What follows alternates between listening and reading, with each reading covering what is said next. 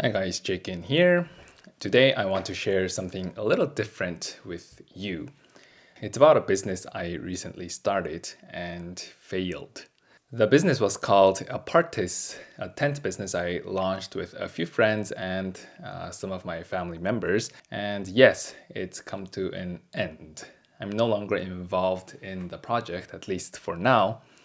But through that experience, I learned a lot. So today I want to share 5 key lessons I took away from this journey. All right, so let's dive right in. Lesson number 1 is never start big. This, I think, was the most critical mistake we made.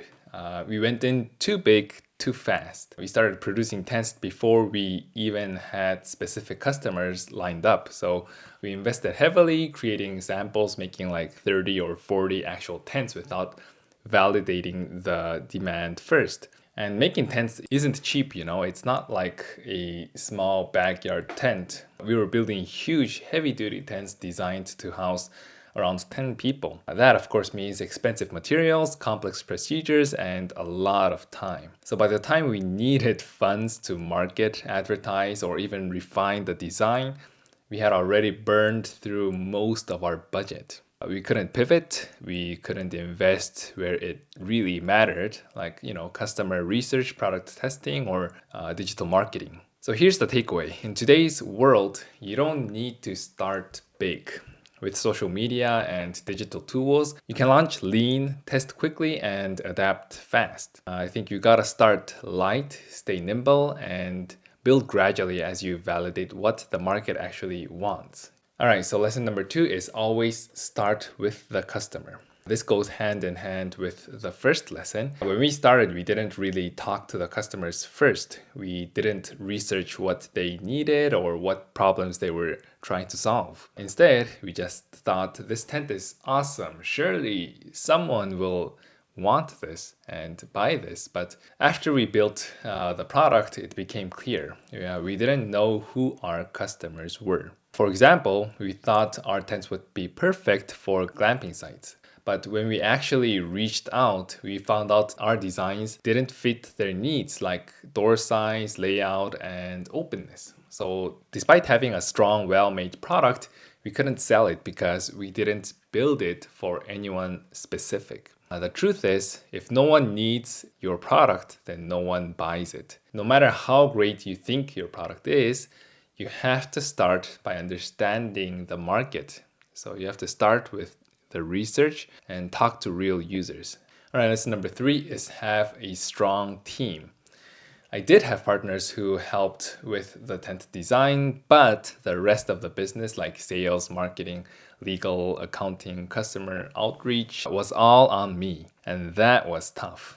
Doing everything on your own isn't just exhausting, it's inefficient. 2 people working together can be 3 or 4 times more effective than one person alone. So having a reliable partner means sharing the load, brainstorming better ideas, and keeping each other accountable. When you're doing everything solo, it's way harder to stay motivated. You're always second guessing yourself. You have no one to bounce ideas off or to challenge, your thinking. So if you can find a solid partner, someone who's committed and trustworthy, I highly recommend starting your business together. It makes a world of difference. Lesson number 4 is focus on what really matters.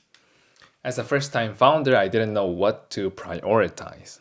For example, I spent over a month building a fancy website. I chose a complicated builder, thinking it looked professional, but it ended up being a massive time sink. What I didn't realize back then was a great website doesn't sell your product, at least not in the beginning. What I really needed was sales. I needed leads, customer outreach, word of mouth, and traction. But I was busy fixing broken pages, resizing images, and tweaking design layouts.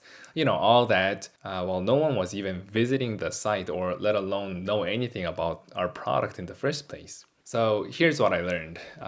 When you're just starting out, every action you take should be directly tied to survival, like sales, leads, or product validation.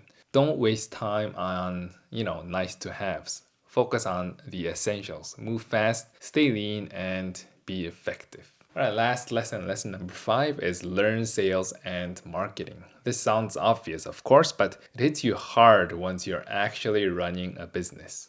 Sales and marketing aren't just support functions, they're the heart of your business.